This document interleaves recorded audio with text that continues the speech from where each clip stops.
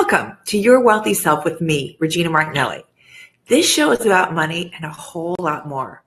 Since wealth begins from within, on this show we focus on being able to expand your capacity for money, success, abundance, and inner wealth for you to have what's most important to you inside and out so you can be your wealthy self. Your wealthy self isn't just about your wealthy self is about honoring your wholeness, that you actually are enough just as you are to have what's most important to you.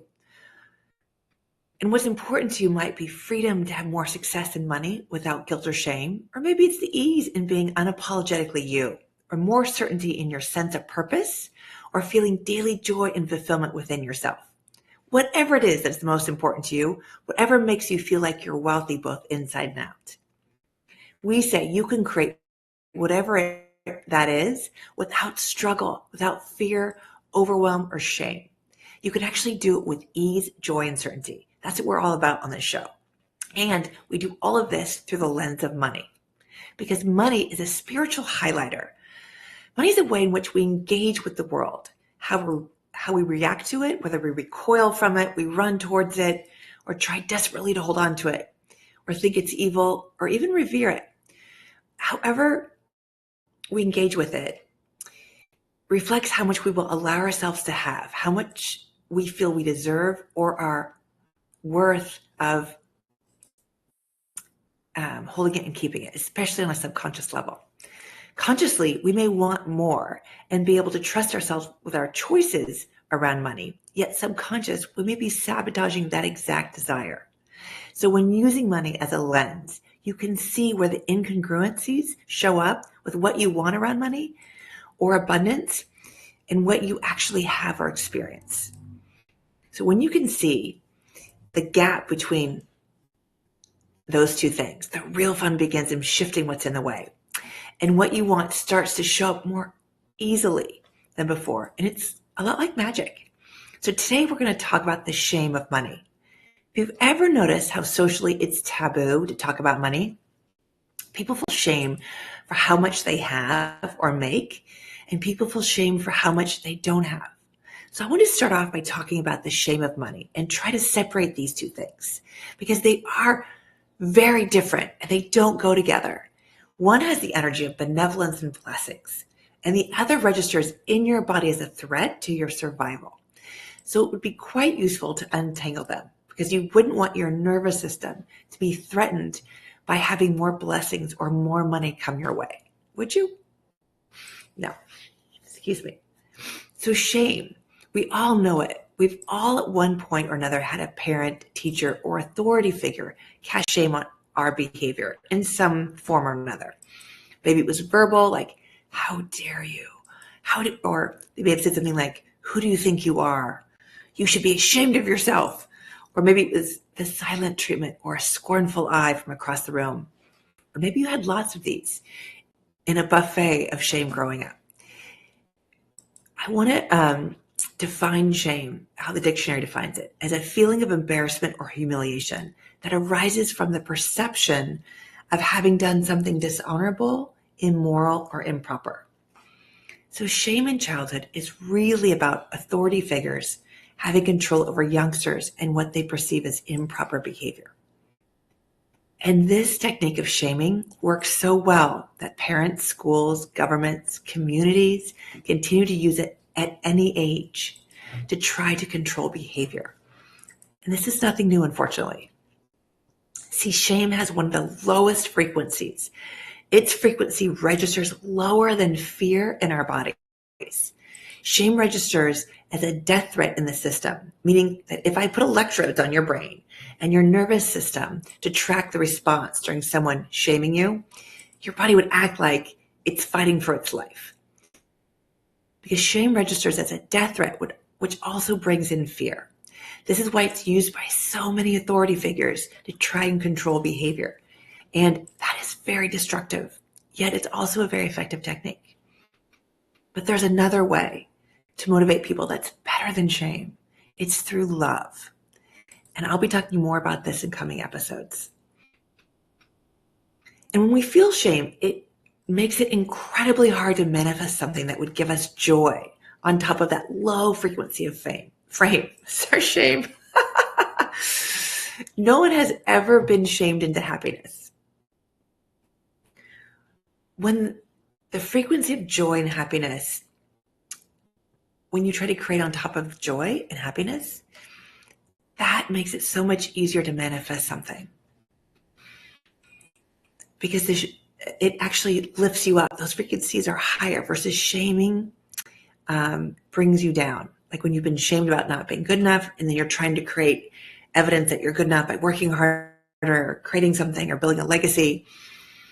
All those frequencies of shame around that start to create a more difficult path for manifesting what you want. Because of this, shame gets in the way of you having more choice in your life, having more freedom to be yourself, certainty and clarity, and being able to create your wealthy self. And I don't know about you, but as a child, I was shamed if I talked about money. If I wanted to know about money, it didn't matter how much we had, you just didn't talk about money because someone would shame you for having too much or too little based on their perception of what was too much or too little for you. Or you'd be shamed for enjoying the money you had too much or not enough. Again, it was always based on someone else's filter. It's ridiculous, right? And then there's the entanglement of shame with wanting more money.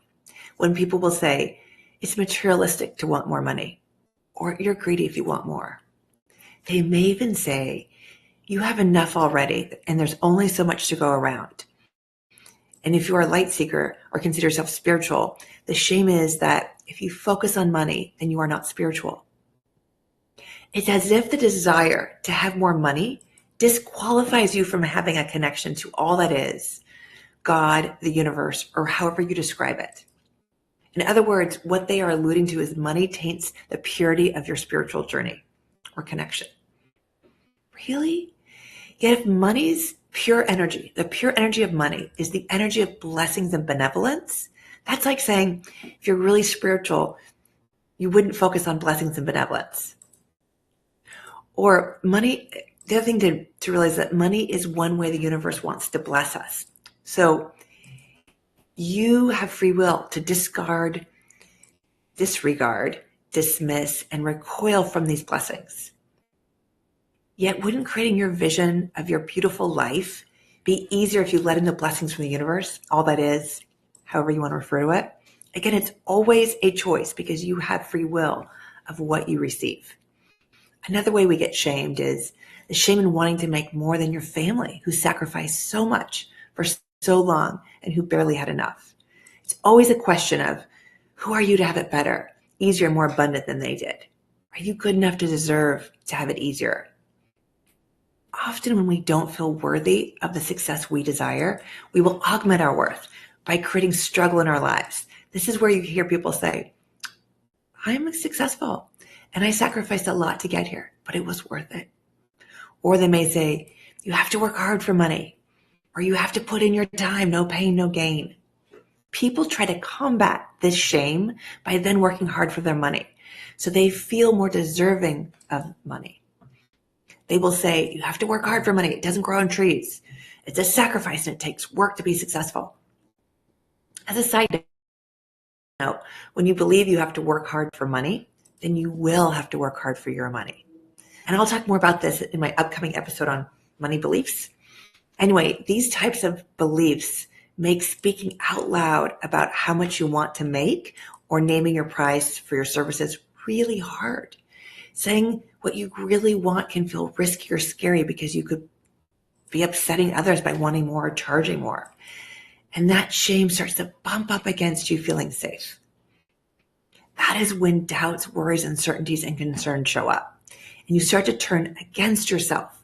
You don't reach for more. You don't charge more or enjoy what you have, all in order to join in someone else's perception of you don't need more. It's greedy to want more. There's only so much to go around. Who are you to have it better than others? You don't deserve it until you've really struggled enough. And when we buy into this conversation, it's just a conversation, these other people's perceptions of how our life should be, then there's a bit of relief on some level because we feel like we belong to that group Our creature neurology knows it's safer in numbers to belong to a group so that relief can feel good. Yet there's always a part of you that knows this is not your truth. And that's where the rub comes in, because we are denying who we are in order to belong. And it feels like we have to choose between who we really are or belong to a community or a family that we love, whose beliefs are not the truth for us. This is where we turn against ourselves, and it causes so many more entanglements, heartbreak, and diminished self-appreciation. I'll be talking about this more in coming episodes. It's a very, very important topic. We have a lot to discuss, if you can't tell. But here's the joke. It's so silly. All of this is other people's stuff, about their worth, about their own deserving, and their own beliefs about their ability to have what they want. It has nothing to do with money. It has nothing to do with your worth or your being able to have what's important to you or your right to belong to a family or a group that you love. See, money is just energy. And if you experience anything else around money, shame, fear, overwhelm, greed, scarcity, dread, all of that has been projected onto it. And this is what creates entanglements, struggle, uncertainty, and blocks from money showing up in your life with ease, fun, and delight. See, money wants to support you. Money is the energy of blessings and benevolence. It's one way the universe, all that is, God, however you phrase it, it's one way the universe wants to bless you. I cannot say this enough. You can resist it, you can refuse it, you can recoil and shame it away, and it will comply. Money will comply to your dreading it, and it will go away. That is your choice. We all have an opening which allows good things into our lives. And the smaller the opening that you have, the harder and longer it will take for you to get what you desire. If it's super small, it's just going to drip, drip, drip in. So why not open it up just as big as you can and allow just a bit more into your life so that it can flow more easily with more regularity, certainty, or with more fun. Everything you do to open that aperture a little bit wider, the more money can come to you and bless you and be an ally for you. I worked with a client recently, and what surprised me is she was willing to take money for work she doesn't like, yet feels guilty asking for money for the talents and services she does enjoy doing.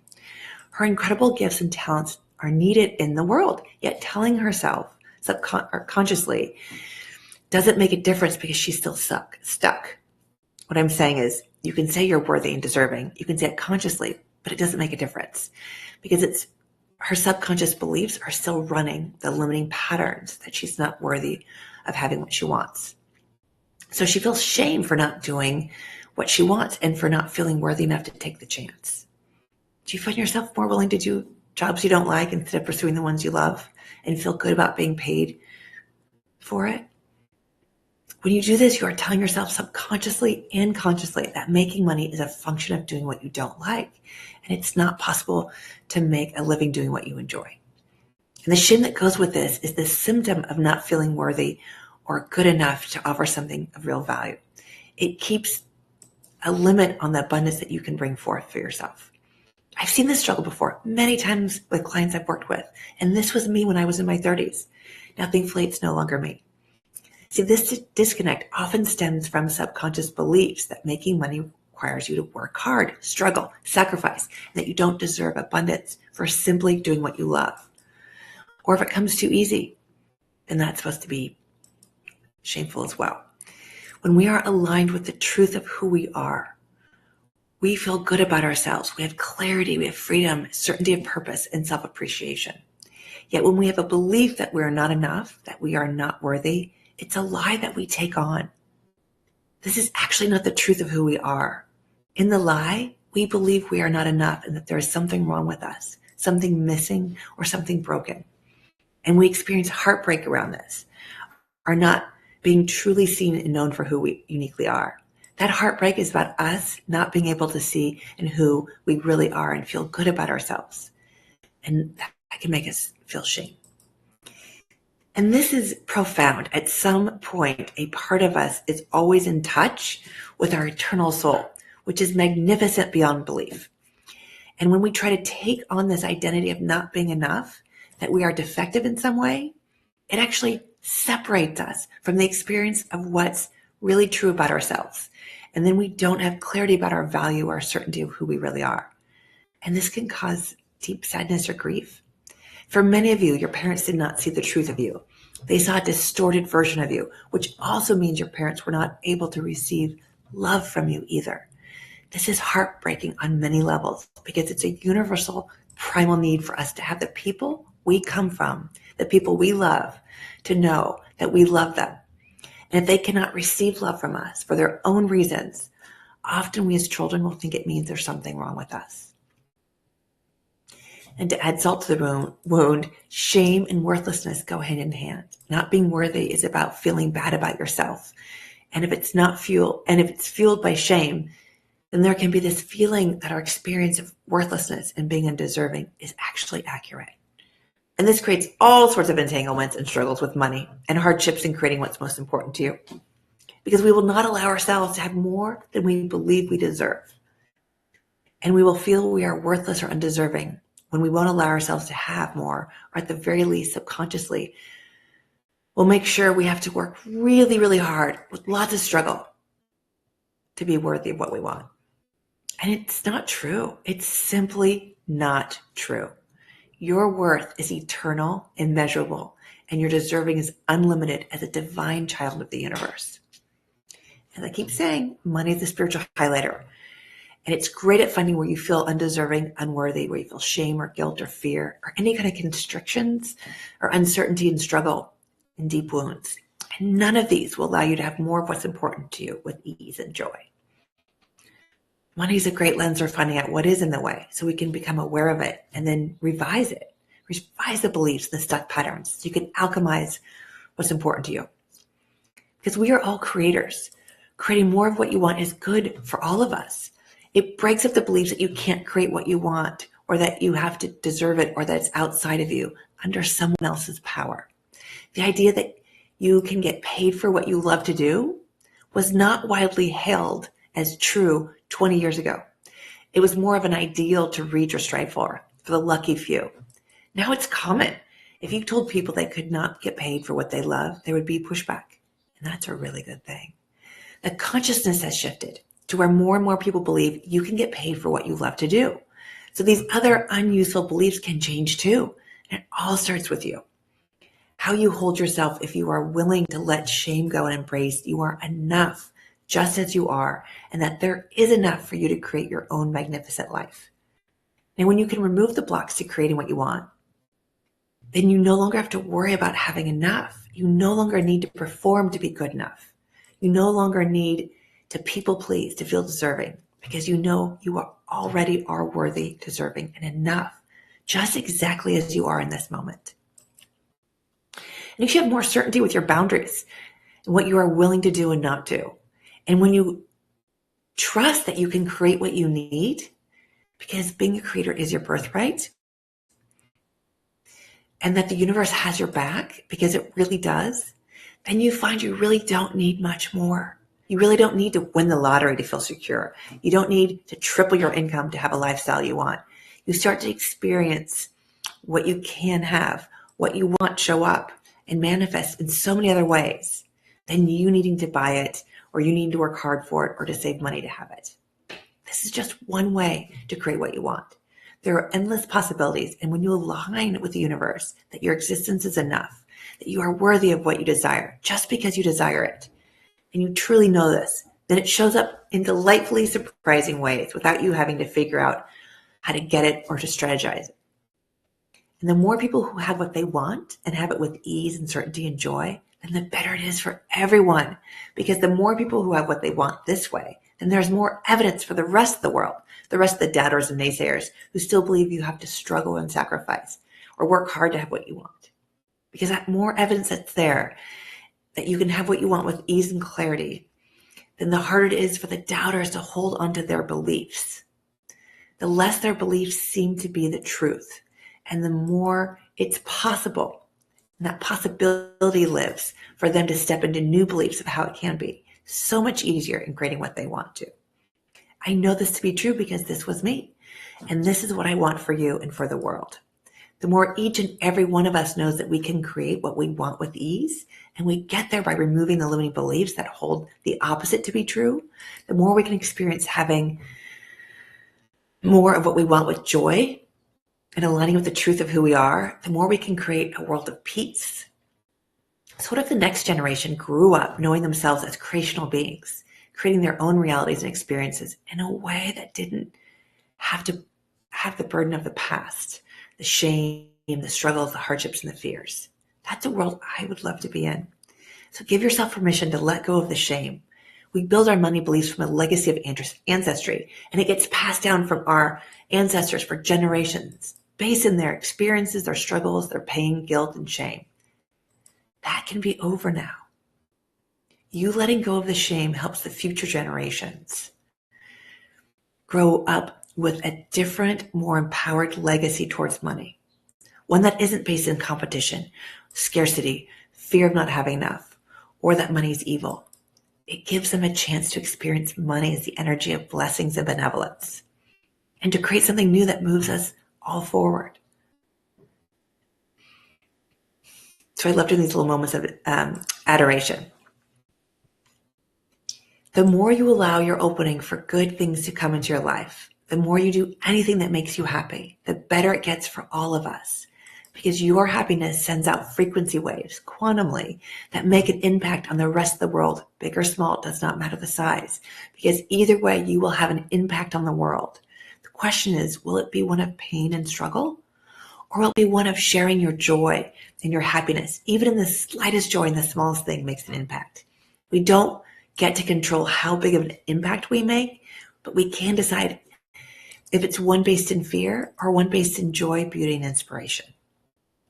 So these are the topics we'll continue to delve into, working on and untangling, so that you have more choice in what your life will be like, more freedom to be authentically you with ease, and to experience more clarity along with certainty and security in your life. My team and I want to help you get the support you're seeking, so you can send questions you have for topics you'd like us to tackle or questions, and you can send them here to Your Wealthy Self at 360tvlive.com. Thank you for tuning into Your Wealthy Self. Make sure you tune in next week when we dive deeper into creating your wealthy self. I love and adore you. You are an incredibly beautiful and precious being. And please know you are enough just exactly as you are.